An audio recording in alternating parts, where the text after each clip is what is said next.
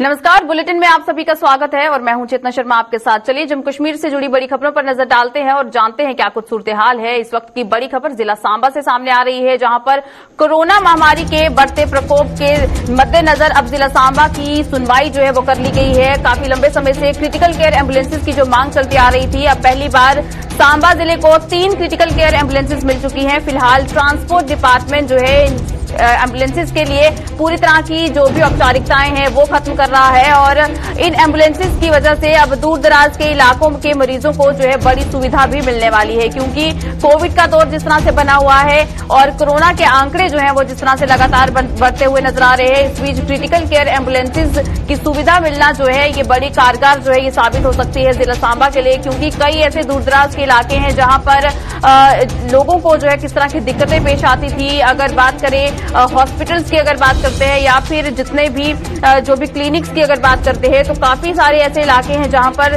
काफी लंबा समय जो है उन्हें तय करना पड़ता था अपने इलाज के लिए। लेकिन अब जिस तरह से क्रिटिकल केयर यहां पर एम्बुलेंसेज जो है ये 3 एम्बुलेंसेज जिला सांबा को मिल चुकी हैं, किस तरह से अब जो है काम किया जा सकता है। और इसी के साथ साथ अब ट्रांसपोर्ट डिपार्टमेंट की अगर बात करें तो जिस तरह से जितनी भी औपचारिकताएं हैं वो पूरी करने की कोशिश की जा रही है। अब कितना लंबा वक्त जो है वो लग सकता है लोगों को ये सुविधा लेने के लिए, ये इस पर जो है बातचीत करनी होगी। लेकिन जिस तरह से कोविड के केसेस लगातार बढ़ रहे हैं, कल 24 घंटे के अंदर बात करें तो जिला सांबा में 52 केसेस जो है वो रिकॉर्ड किए गए हैं। वहीं पर अगर जम्मू कश्मीर यूटी की बात करें तो 2500 के पार आंकड़ा जो है पहुंच चुका है। इस बीच बहुत ज्यादा जरूरी है कि प्रशासन जो है तमाम तरह के कदम उठाए और वहीं पर आम जनता की सुविधा के लिए तमाम चीजें जो है वो मुहैया करवाई जाएं। इस बीच अगर एम्बुलेंसेज की बात करें तो एम्बुलेंसेज भी जो है किस तरह से कारगर साबित होती हैं जब भी इस तरह का माहौल बनता है, जब भी महामारी जैसी स्थिति जो है वो बनती है। और वहीं पर कोरोना काल की अगर बात करें तो लोगों को किस तरह की परेशानियां जो है वो देखने को मिली हैं, वो हमने देखा है पिछले 2-2.5 साल से लगातार जो है जिस तरह से कोरोना की चपेट में लोग जो है यहां पर दिखते हुए नजर आ रहे हैं। और इसी के साथ साथ बहुत ज्यादा जरूरी भी था कि क्रिटिकल केयर एम्बुलेंसेज जो हैं वो अब लोगों को भी मुहैया करवाई जा सके। और जिला सांबा की अगर बात करें तो काफी लंबे समय से एक मांग जो है वो चलती आ रही थी कि यहां पर भी कई ऐसे दूरदराज के इलाके हैं जिन्हें इस तरह की परेशानियां जो है वो झेलनी पड़ती हैं और एम्बुलेंसेज जो है यहां पर जरूर होनी चाहिए ताकि आम जनता तक जो है पहुंचा जा सके और जब भी कोई परेशानी आती है तो ये क्रिटिकल केयर एम्बुलेंसेज जो है उन तक पहुंचाई जा सके। इस बीच अब किस तरह से जो है ट्रांसपोर्ट डिपार्टमेंट जो है वो पूरी तरह से जो भी फॉर्मेलिटीज है उसे पूरी करने की कोशिश कर रहा है और किस तरह से काम किया जा रहा है, चलिए इसी पर तमाम जानकारी लेते हैं। हमारे साथ हमारे संवाददाता ऋषि खजूरिया जुड़ चुके हैं। ऋषि, हमें बताइए, जिस तरह से बड़ी मांग जो है जिला सांबा के लोगों से की जो है वो रही है कि क्रिटिकल केयर एम्बुलेंसेज जो है वो यहां पर भी होनी चाहिए। अब 3 ये एम्बुलेंसेज जो है आम जनता के लिए मिल चुकी हैं और अभी भी क्या लगता है कि किस तरह से दूरदराज के इलाकों के लिए ये कारगर साबित होंगी? देखिए, जितना आपको बताते चले कि इससे पहले अगर जिला अस्पताल सांबा की बात करो तो यहाँ पर मरीजों को काफी ज्यादा दरबदर होना पड़ता था, क्योंकि एक ही क्रिटिकल केयर एम्बुलेंस थी और अगर किसी पेशेंट को इमरजेंसी में किसी दूसरे हॉस्पिटल में शिफ्ट करना पड़ता था तो उसको काफी ज्यादा जद्दोजहद करनी पड़ती थी। और कई बार तो यहाँ पर एम्बुलेंस का इंतजार करते करते कई बार किसी तरह के हादसे का शिकार भी हो जाते हैं। लेकिन ये 3 जो नई क्रिटिकल केयर एम्बुलेंस जो वो जिला सांबा अस्पताल को मिली है, जिससे अगर बात करें तो ये 2 एम्बुलेंस बताया जा रहा है कि दूरदराज इलाकों में भेजी जाएंगी, जिसमें एक सुंब इलाके का जिक्र किया जा रहा है और एक नड इलाके का जिक्र किया जा रहा है और एक एम्बुलेंस इसी जिला अस्पताल सांबा में रहेगी। तो कहीं ना कहीं ये काफी ज्यादा कारगर सिद्ध होंगी आने वाले वक्त में, क्योंकि इससे पहले लगातार सांबा के लोगों की शिकायतें रही हैं, खासतौर पर वो पेशेंट जो यहाँ इलाज के लिए आते हैं उनको जब रेफर करना पड़ता है तो एम्बुलेंस के लिए भारी मुशक्कत करनी पड़ती है। और इससे पहले अगर बात करें तो किसी को अगर ऑक्सीजन की भी जरूरत पड़ती है उसे शिफ्ट करना पड़ता है तो दूसरी एम्बुलेंस में इस तरह का कोई वेल इक्विपमेंट वहां पर उसमें नहीं होते। और अब ये जो क्रिटिकल केयर एम्बुलेंस है ये काफी कारगर सिद्ध होगी। आपको बताते चले कि 108 नंबर डायल करने के बाद जब एम्बुलेंस आती है तो कहीं ना कहीं काफी इंतजार करना पड़ता है, आधा-पौना घंटा आप लेकर चलिए कि दूसरे स्टेशन से जब वो एम्बुलेंस इस अस्पताल में आएगी तब जाकर पेशेंट को यहां से शिफ्ट किया जाएगा। इससे पहले ये भी आपको बता दें कि सांबा के लोगों ने प्रोटेस्ट भी कई बार जारी किए हैं हेल्थ डिपार्टमेंट सांबा के खिलाफ, उसी के साथ प्रशासन के खिलाफ, कि इतना बड़ा अस्पताल है, जिला स्तर पर अस्पताल बनाया गया है लेकिन एम्बुलेंसेज की व्यवस्था यहां पर कोई नहीं है।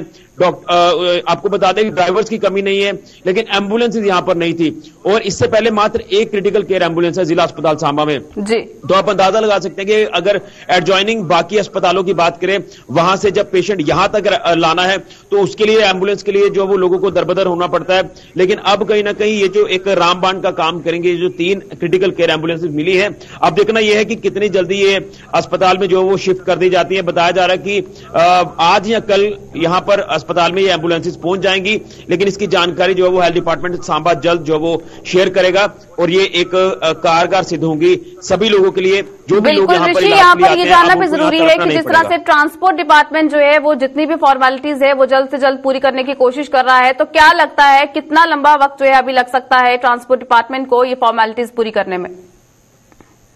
देखिए, बिल्कुल आपको बता दें कि आज शायद ये जो फॉर्मेलिटीज है, ये कागजी कार्रवाई जो है वो आज पूरी कर ली जाएगी और मुझे लगता है कि कल तक ये एम्बुलेंसेज जो है वो हैंड ओवर कर दी जाएंगे हेल्थ डिपार्टमेंट सांबा को और यहाँ जिला अस्पताल सांबा में ये तीनों एम्बुलेंसेज यहाँ पर आ जाएंगी। उसके बाद यहाँ से 2 एम्बुलेंसेज शिफ्ट कर दी जाएंगी। एक नड का इलाका है, वो भी थोड़ा पहाड़ी क्षेत्र है, और उसी के साथ साथ एक सुंब का इलाका है जो पहाड़ी क्षेत्र है। ये दूरदराज इलाके हैं और वहां के पेशेंट्स के लिए बात करें तो ये काफी ज्यादा आप ये कह सकते हैं कि आसानी उनके लिए हो जाएगी कि इससे पहले लोगों को तड़पना पड़ता था, एम्बुलेंसेज नहीं होती थी और कई बार लोग अपनी जान भी गंवा बैठते थे। अब कहीं ना कहीं ये जो वेल इक्विपमेंट के साथ ये जो एम्बुलेंसेज है अब ये मिलेंगी, तो इससे काफी राहत जो वो सांबा जिला के लोगों को मिलने वाली है। चलिए ऋषि, बहुत बहुत शुक्रिया हमें तमाम जानकारी देने के लिए। तो जिस तरह से एक बड़ी सौगात जो है ये जिला सांबा के लोगों के लिए सामने आई है, जहां पर क्रिटिकल केयर एम्बुलेंसेज जो है मुहैया करवा दी गई हैं। अब देखना ये होगा कि कितने दिन के अंदर जो है आम लोगों के लिए ये एम्बुलेंसेज जो है ये सड़कों पर उतरना शुरू हो जाएंगी और आम जनता की परेशानियों को एक तरह से हल करने की कोशिश की जाएगी।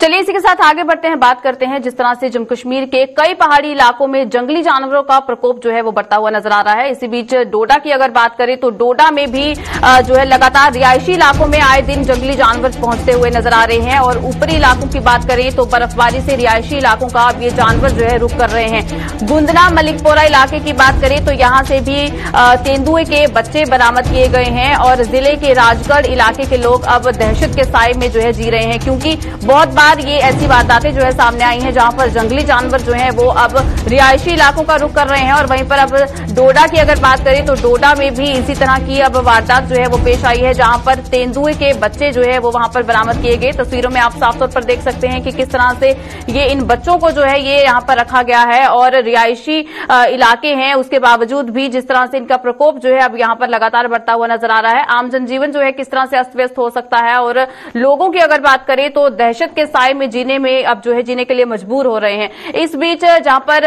वाइल्ड लाइफ डिपार्टमेंट की बात करें वो अब जो है किस तरह से काम कर रहा है, आखिर क्या कुछ कारण जो है वो बताए जा रहे हैं कि क्या कारण है जहां पर अब जंगली जानवर जो है वो अब इन इलाकों का रुख कर रहे हैं। चलिए इसी पर तमाम बातचीत करते हैं और बातचीत करने के लिए इस वक्त हमारे साथ जो है हमारे संवाददाता वसीम गट्टू यहां पर जुड़ चुके हैं, उनसे तमाम बातचीत करेंगे। वसीम, हमें बताइए क्या कुछ ज्यादा जानकारी है जहां पर 2 ये तेंदुए के बच्चे जो है डोडा से जो है यहां पर बरामद किए गए हैं, उसके बाद वाइल्ड लाइफ डिपार्टमेंट की तरफ से क्या कुछ जानकारी आई है?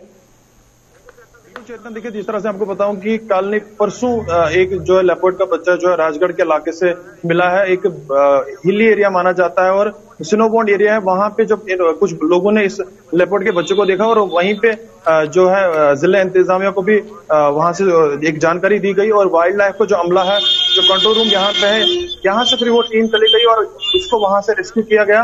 और कल भी इसी तरह की जानकारी उनको मिली। एक यहाँ पे इलाका एक पड़ता है, गुंदना का इलाका पड़ता है, गुंदना के इलाके से जब उनको इस तरह की इंफॉर्मेशन मिली और यहाँ से जो अमला वहां पहुंचा, लगभग 30 से 35 किलोमीटर की दूरी का ये इलाका है, वहां से इसको रेस्क्यू करके डोडा लाया गया। तो लगभग इनकी 1-1 महीने दोनों की उम्र है और जिस तरह से उन्होंने बताया कि लोग काफी उनके साथ छेड़खानी जब करते हैं तो उसके बाद ये रिहायशी आबादी की तरफ आते हैं। और आपको ये भी बताना चाहूंगा, बर्फबारी का इलाका है, वहां से ये जो है आबादी की तरफ रुख करते हैं, तो कहीं ना कहीं लोगों को देखना चाहिए कि इनके साथ कोई भी छेड़खानी नहीं करनी चाहिए। जिस तरह से कल भी हमने डिपार्टमेंट के कुछ लोगों से बातचीत की, उनका यही कहना है कि इनको जंगल की जो चीजें हैं उनको जंगल में ही रहनी देनी चाहिए और इनकी जो माएँ हैं वो कहीं ना कहीं अब आबादी को नुकसान कर सकती हैं। तो जिस तरह से उन्होंने साफ तौर पर बताया कि इनके साथ कोई भी छेड़खानी नहीं करनी चाहिए। और हम देख रहे हैं कल से ही वहां पे जो डिपार्टमेंट है वो काफी ज्यादा एक्टिव है, वाइल्ड लाइफ का डिपार्टमेंट। उन्होंने पूरे इलाके को जो है जानकारी दी है कि इनके साथ कोई भी छेड़खानी नहीं करनी चाहिए। और इनको यहाँ पे लाया गया, एक सेफ तरीके से इनको डोडा पहुंचाया गया और यहाँ से किश्तवाड़ इनको लिया जाएगा। जो बड़ा डिपार्टमेंट जो किश्तवाड़ में बैठता है इनका, वहां पे इनको लिया जाएगा। फिर डिपार्टमेंट का क्या डिसीजन होगा ये आने वाला वक्त ही बताएगा। बिल्कुल वसीम, इस तरह की घटनाओं की अगर बात करें तो पहली दफा नहीं है कि इस तरह से रिहायशी इलाकों में जो है ये जंगली जानवर जो है पाए गए हैं। लेकिन जहां पर अब जिला डोडा की अगर बात करें तो यहाँ पर इस इलाके में अब लोग जो है वो एक तरह से डरे हुए हैं, दहशत के साए में जो है जी रहे हैं। अब क्या वाइल्ड लाइफ की डिपार्टमेंट की अगर बात करें, क्या उनकी तरफ से कोई समझाने की कोशिश की गई है वहां के स्थानीय लोगों को? देखिए, इस दोनों जगहों पे अनाउंसमेंट जो है डिपार्टमेंट की, वाइल्ड लाइफ डिपार्टमेंट की तरफ से की गई है कि अगर आपको इस तरह कहीं से भी इत्तला फिर से मिलती है तो वाइल्ड लाइफ का जो डिपार्टमेंट है वो फिर से वहां पे जाएगा। अगर इस तरह की इंफॉर्मेशन वहां पे मिलती है कि फिर से कोई लेपर्ड देखा गया वहां पे, तो उसको भी रेस्क्यू किया जाएगा। जिस तरह से इन 2 बच्चों को वहां से रेस्क्यू किया गया, तो कहीं ना कहीं हम डिपार्टमेंट देखते हैं, डिपार्टमेंट काफी ज्यादा एक्टिव नजर आ रहा है। और ये भी आपको बताना चाहूंगा, जिस तरह से हम देखें कि जंगल का कटाव काफी ज्यादा देखने को मिल रहा है, उसकी वजह भी यही हो सकती है कि ये जो है रिहायशी आबादियों की तरफ रुख कर रहे हैं। बिल्कुल, चलिए बहुत बहुत शुक्रिया हमें तमाम जानकारी देने के लिए वसीम। तो जिस तरह से डोडा में भी अब जो है ये जंगली जानवरों का प्रकोप जो है वो देखने को मिल रहा है, और इस बीच वाइल्ड लाइफ डिपार्टमेंट की अगर बात करें तो उनकी तरफ से भी जो है तमाम हिदायतें बरतने की अपील जो है वो लोगों से की गई है। और साफ तौर पर यही कहा गया है कि अगर कभी भी इस तरह की कोई भी घटना जो है पेश आती है तो जल्द से जल्द वाइल्ड लाइफ डिपार्टमेंट के साथ लोग संपर्क करें।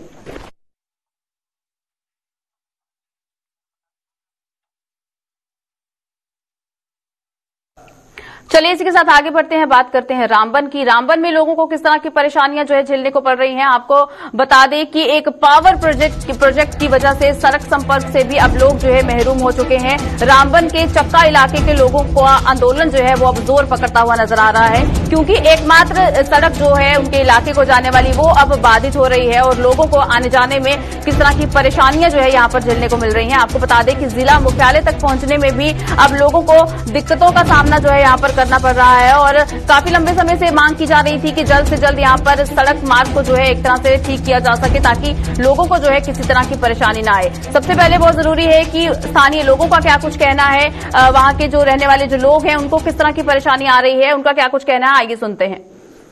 लेकिन मेरा कहने का मतलब है कि हमारा एरिया इतना डिस्कनेक्ट एरिया है कि हमारी सुनाई जनाब कहीं भी नहीं है, नहीं कोई डिपार्टमेंट भी हमारी सुनाई नहीं करता।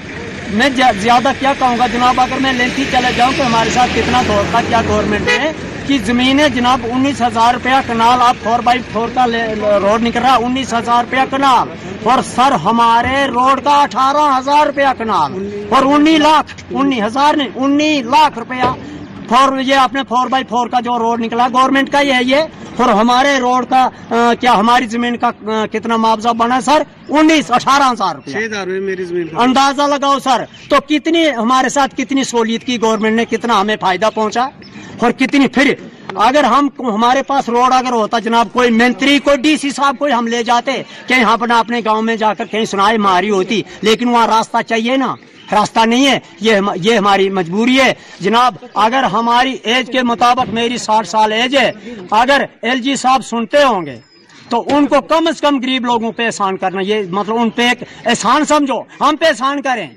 क्योंकि उनकी ड्यूटी बनती है, डीसी साहब की भी ड्यूटी बनती है। अगर लोग धरने पे बैठ जाते हैं तो जनाब उस वक्त हम पुलिस को बुलाओ, इनको कोई मारपीट नहीं करे। अगर हम प्यार से इंसानियत से मेहनत करके हम हाथ जोड़े करके अगर कहते कि हमारी ये सुनवाई, हमारे रास्ते का बंदोबस्त करो, तो उनको करना चाहिए। हम आपके इस चैनल के माध्यम से दोबारा से फिर डिप्टी कमिश्नर रामबन से गुजारिश करते हैं, और खास करके हमारे एलजी साहब जो हमारे इस वक्त as chief minister Jammu Kashmir की बागडोर संभाले हुए हैं, हम उनसे रिक्वेस्ट करते हैं कि चक्का A1 पंचायत हल्का, छुछेत्तर पंचायत हल्का, बरतून पंचायत हल्का, दिवड़ता पंचायत हल्का, इन 4 पंचायत हल्कों की डिस्कनेक्टी है ये रोड, और इसके लिए फौरी तौर से हमारी ये गुजारिश है कि फौरी तौर से इस काम को मुकम्मल करवा दिया जाए। नहीं तो हम आपके चैनल के माध्यम से दोबारा से फिर रिक्वेस्ट करते हैं कि हम भूख हड़ताल पे बैठेंगे गवर्नर हाउस के बाहर, चाहे भले हमको वहाँ मरण व्रत भी रखना पड़ेगा शहीद भगत अमरनाथ की तरह, तो तब भी कोई चिंता करने की जरूरत नहीं है। हजारों लोग अगर व्रत रखते मर गए, हम भी मर जाएंगे, परेशानी वाली बात नहीं है। लेकिन मेरे ख्याल में एडमिनिस्ट्रेशन को वहां तक पाप इतना नहीं करवाना चाहिए कि हमको मार के उसके बाद ये काम शुरू करेंगे। तो बिल्कुल जिस तरह से रामबन के चक्का इलाके के लोग यहां पर देखा हमने कि किस तरह से अपना रोष प्रकट करते हुए नजर आ रहे हैं। सड़क संपर्क जो है उनसे किस तरह से जिला मुख्यालय तक पहुंचने में भी उनको जो है पूरी तरह से दिक्कतों का सामना करना पड़ रहा है। चलिए इसी पर अब तमाम बातचीत करते हैं। हमारे साथ हमारे संवाददाता नदीम भी जुड़ चुके हैं। नदीम, हमें बताइए क्या कुछ ज्यादा जानकारी है, किस पावर प्रोजेक्ट की यहाँ पर बात की जा रही है जिस वजह से इन लोगों को रास्ता जो है वो बंद हो गया है और परेशानियों का सामना करना पड़ रहा है? जी बिल्कुल चेतना, देखिए जिस तरह से हम चक्का कुंडी के लोगों की बात करें तो इन लोगों की ये डिमांड है, जहां बार बार उन्होंने प्रोटेस्ट भी किया कि हमारी जो रोड कनेक्टिविटी है उससे बहाल किया जाए, लेकिन काफी टाइम हो गया इस पर कोई ध्यान नहीं दे रहा। जिस इलाका की मैं बात कर रहा हूँ चक्का कुंडी का इलाका है। बगलिहार जो हाइड्रो पावर प्रोजेक्ट हमारे पास है उसके साथ लगभग 5 या 6 किलोमीटर की दूरी पर वाक़या है, जहां पानी की जो डंपिंग है उसके किनारे पर वाक़या इलाका है। अगर इनके रोड की बात करें तो जेपी गेट से जब हम निकलते हैं और चक्का कुंडी की तरफ अगर हमने रुख करना होगा तो जो पावर हाउस की रोड है, जो रोड डैम टॉप के लिए जाती है, उसी रोड पर से इन्हें भी अपने गांव तक पहुंचना होता है। लेकिन बड़ी ही बदकिस्मती की बात है कि 1 साल से ज्यादा का अरसा हो गया और इन लोगों की जो रोड कनेक्टिविटी है उससे मेंटेन नहीं किया जा रहा है। अगरचे उसकी रिपेयरिंग का काम, उसकी मेंटेनेंस का काम चल रहा था, लेकिन अभी तक वो मुकम्मल नहीं हो पाया है, जिस वजह से इन लोगों के सामने कई तरह की मुश्किलात खड़ी हो गई है। अगर इस वक्त हम बात करें जो इनका रूट है जिस पर से जाते थे, गाड़ी का किराया अगरचे वहां 50 रुपए था, लेकिन आज की डेट में इस रोड कनेक्टिविटी न होने की वजह से इन लोगों को 150 या 200 रुपए पे करना पड़ता है वन साइडेड, अगर इन्हें डिस्ट्रिक्ट हेडक्वार्टर रामबन पहुंचना है। इन लोगों की यही डिमांड है रोजे अव्वल से ही कि जनाब हमारी इस प्रॉब्लम को सॉल्व किया जाए। मुख्तलिफ अथॉरिटीज के पास ये पहुंचे हैं, लेकिन इनकी बात को किसी ने सुना नहीं है और फाइनली इन्होंने एक प्रोटेस्ट किया और प्रोटेस्ट के जरिए से ये मैसेज देना चाहे लोगों, जो भी अथॉरिटीज है कंसर्न्ड, हम पीडीसी की बात करें, जो भी लोग देख रहे हैं इसको, रोड कनेक्टिविटी जो देख रहे हैं, उन तमाम लोगों को मैसेज देने की इन्होंने कोशिश की है कि जनाब हमारी इस परेशानी की तरफ ध्यान दिया जाए।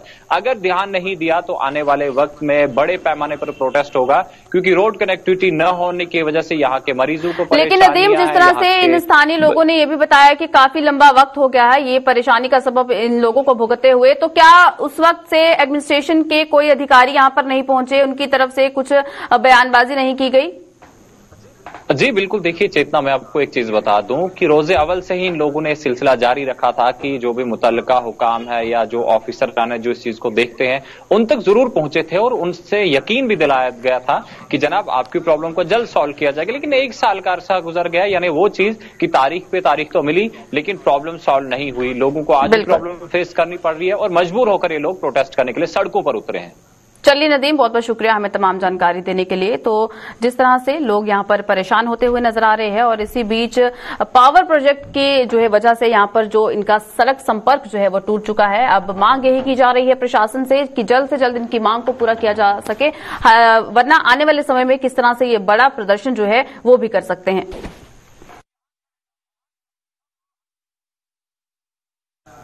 चलिए आगे बढ़ते हैं, बात करते हैं श्रीनगर की। श्रीनगर के कमरवाड़ी इलाके में आज सड़क किनारे एक संदिग्ध बैग बरामद होने से वहां सनसनी फैल गई। कमरवाड़ी में पेट्रोल पंप के नजदीक मिले इस बैग की सूचना लोगों ने सुरक्षा बलों को दी, जिन्होंने बम निरोधक दस्ते के साथ मौके पर पहुंचकर अपनी जांच शुरू कर दी और दोनों ओर यातायात रोक दिया गया। लेकिन गनीमत ये रही कि ये बैग खाली पाया गया। आपको बता दें कि बांदीपुरा में 15 जनवरी को सेब के बगीचे में छिपाकर रखी गई 10 किलो आईईडी और श्रीनगर के नौहट्टा इलाके से 14 जनवरी को कुकर आईईडी बरामद की गई थी। इससे पहले श्रीनगर कुपवाड़ा हाईवे पर भी आतंकियों की ओर से प्लांट की गई आईईडी को बरामद किया गया था।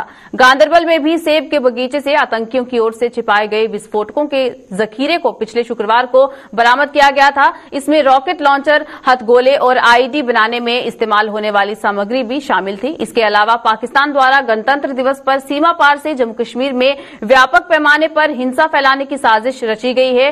सुरक्षा एजेंसियों को इनपुट मिले हैं कि आईएसआई के इशारे पर घाटी में आईईडी धमाका किया जा सकता है। इसके अलावा सुरक्षा बलों पर हमले और पुलिसकर्मियों एवं नागरिकों की हत्याएं कर माहौल बिगाड़ने की साजिश भी रची गई है। एलओसी और आईबी से सटे सुरक्षा प्रतिष्ठानों पर ड्रोन हमले की भी आशंका है। इसके लिए जैश ए मोहम्मद और लश्कर ए तैयबा को जिम्मा सौंपा गया है।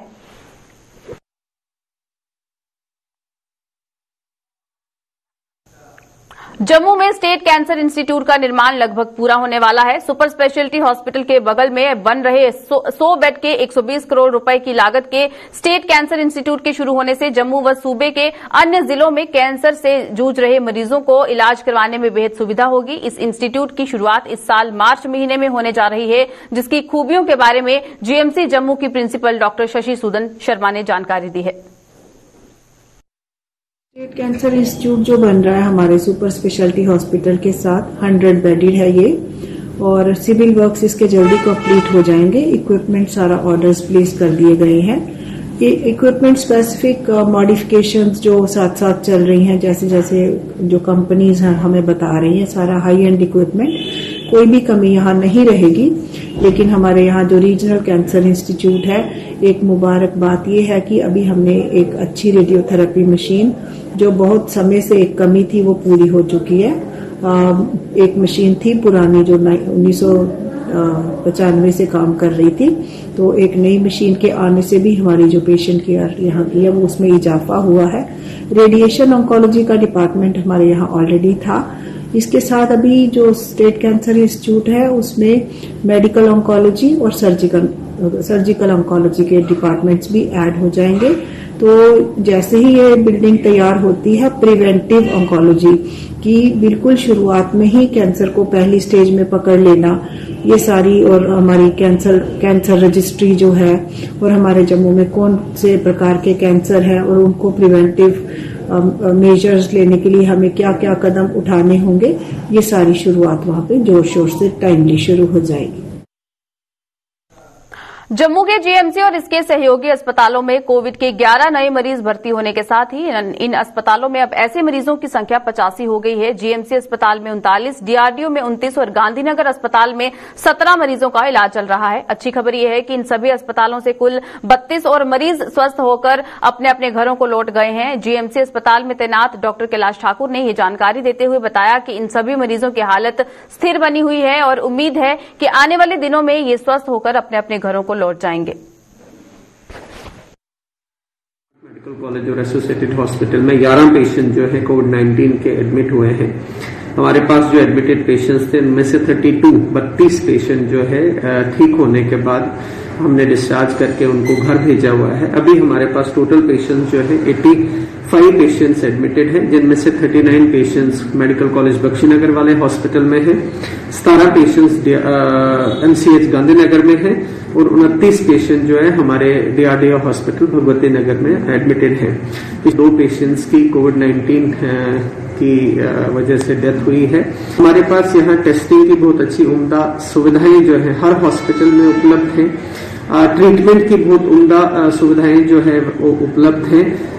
ट्रीटमेंट जो पेशेंट्स का होता है उसमें सारी मेडिसिन जो है वो हॉस्पिटल की तरफ से जो है उपलब्ध करवाई जाती है। से जो है सिर्फ एक ही कंट्रीब्यूशन हम आपसे मांगते हैं कि मेहरबानी करके आप जो है मास्क पहनिए, अपने सोशल डिस्टेंसिंग की पालना करिए, अपने हाथों की सफाई का ध्यान रखिए और साथ साथ में जितनी जल्दी हो सके अपने आप को और अपने रिश्तेदारों का, अपने परिवार वालों को जो है जितने भी आपके लोग कांटेक्ट में लोग हैं उनको ये मैसेज दीजिए कि जल्दी से जल्दी अपने आप को वैक्सीनेट करवा लें।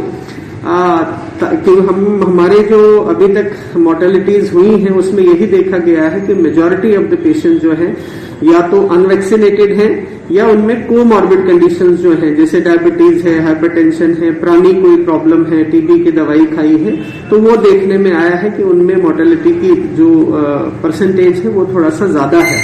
तो इसलिए सभी से रिक्वेस्ट है कि कोविड एप्रोप्रिएट बिहेवियर को पालना करिए और जितनी जल्दी हो सके अपने आप को वैक्सीनेट करवा लें। कोरोना महामारी की इस तीसरी लहर के दौर में स्वास्थ्य विभाग जहां अपनी जिम्मेदारियों को फिर से भलीभांति निभाने में जुट गया है, वहीं आम लोगों ने विभाग की कुछ एक खामियों को उजागर करते हुए इनमें सुधार लाने की जरूरत पर बल दिया है। यहां हम बात कर रहे हैं कोविड की आरटीपीसीआर जांच करवाने वाले ज्यादातर उन लोगों की जिन्हें रिपोर्ट का टेक्स्ट मैसेज समय पर नहीं मिल रहा है। ऐसे लोगों की माने तो आरटीपीसीआर रिपोर्ट हासिल करने के लिए उन्हें कतारों में लगना पड़ रहा है। रिपोर्ट मिलने के बाद ही उन्हें टेक्स्ट मैसेज मिल रहा है। उनके मुताबिक रिपोर्ट पॉजिटिव आने पर वो कतारों में लगे उन लोगों के संपर्क में आ जा रहे हैं जिनमें फिलहाल कोविड के कोई लक्षण नहीं है। लिहाजा आरटीपीसीआर रिपोर्ट का टेक्स्ट मैसेज उन्हें समय पर मिलना चाहिए ताकि उन्हें रिपोर्ट के लिए कतारों में नहीं लगना पड़े। 13 तारीख को मैंने RT-PCR टेस्ट करवाया था और 16 तारीख को यहाँ पे मैं रिपोर्ट लेने आया था। तो जैसे ही मैंने रिपोर्ट कलेक्ट करी तो रिपोर्ट कलेक्ट करने के 4 घंटे बाद मेरे को मैसेज आया। 2 घंटे लाइन में खड़ा होने के बाद 4 घंटे बाद मेरे को मैसेज आया। तो मैंने उसके बाद रैपिड टेस्ट करवाया इधर ही, वो मुझे नेगेटिव मिला। जो रिपोर्ट थी RT-PCR वो मेरी पॉजिटिव थी। तो मैं लोगों के बीच 2 घंटे खड़ा रहा हूँ। तो मैं चाहता हूँ कि जैसे ही हम टेस्ट करवाते हैं विद इन 2 आवर्स या 2 डे में हमें टेस्ट मैसेज आना चाहिए ताकि लोगों को यहाँ आने की ज़्यादा परेशानी न पड़े। और उसके बाद मैं फिर उसी दिन मैंने टेस्ट करवाया। आज फिर मैं उसी रिपोर्ट को कलेक्ट करने आया हूँ। तो अभी तक मुझे दूसरा मैसेज नहीं आया है। तो ये परेशानी है। गवर्नमेंट को चाहिए ये जो टेक्स्ट मैसेज प्रोसीजर है इसको पूरा कामयाब बनाए ताकि लोगों को लाइन में न खड़ा होना पड़े। सर हमने टेस्टिंग करवाई थी 14 को, तो टेस्ट के आज 4 दिन के बाद मैं यहाँ पे रिपोर्ट लेने आया हूँ। मुझे ये था कि हम मैक्सिमम टाइम हमने ये देखा जब हम टेस्ट करवाते हैं तो 1 या 2 दिन के अंदर हमें मैसेज आ जाता है, टेक्स्ट मैसेज आ जाता है जो भी है। लेकिन ऐसा यहाँ पे कुछ नहीं हुआ। आधे लोगों को मैसेज आ रहा है, आधों को नहीं आ रहा है। तो आज मैंने जैसे यहाँ पे रिपोर्ट लेने के 4 दिन के बाद आया हूँ, तो जैसे मैंने अपनी रिपोर्ट ली, नेगेटिव रिपोर्ट थी, बट आप देख सकते हैं यहाँ पे रश कितना पड़ा हुआ है। कुछ लोग मेरे साथ जो आए थे रिपोर्ट लेने को पॉजिटिव आए हैं, ठीक है, मेरा नेगेटिव आया, लेकिन कम से कम जैसे मेरा रिपोर्ट मुझे मिला उसके बाद ही मेरे को मैसेज आ गया कि आपका रिपोर्ट जो है नेगेटिव है। अगर उससे पहले आया होता, 2 दिन पहले आया होता, तो शायद मुझे यहाँ पे विजिट न करना पड़े। तो अभी देखो यहाँ पे इतने लोग आए, मेरे साथ में कुछ लोग थे जो जिनकी रिपोर्ट्स पॉजिटिव आई हुई हैं, उनके साथ कांटेक्ट में मैं आ सकता हूँ। अब दोबारा मुझे टेस्ट करवाना पड़ेगा, तो ये एक थोड़ा सा हमें खतरा रह सकता है इस चीज़ से। तो मैं यही सरकार को कहना चाहूँगा कि अगर जितना हो सके टेक्स्ट मैसेज जो है जब हम टेस्ट करवाते हैं तो टेस्ट के विद इन 2 डेज या 2 दिन में अगर हमें वो मैसेज आ जाएगा तो वो बेटर रहेगा हमारे लिए। अभी जो आपके सामने मैंने अभी रिपोर्ट ली, तो रिपोर्ट के बाद ही मेरे जैसे मैंने रिपोर्ट रिसीव की उसके बाद मेरे को जो है मैसेज आ गया कि आपका जो रिपोर्ट है वो नेगेटिव है। चलिए बुलेटिन में फिलहाल इतना ही। मुझे दीजिए इजाजत। नमस्कार।